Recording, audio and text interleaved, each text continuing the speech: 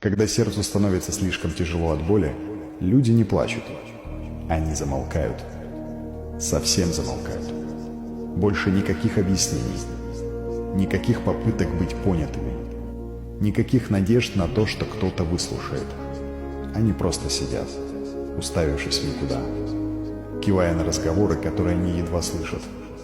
Улыбаются по привычке, но не чувствуют абсолютно ничего. Потому что когда боль достигает определенной глубины, она не кричит, а тонет. Она оседает в костях, в промежутках между словами, в паузах разговоров, где раньше жила честность.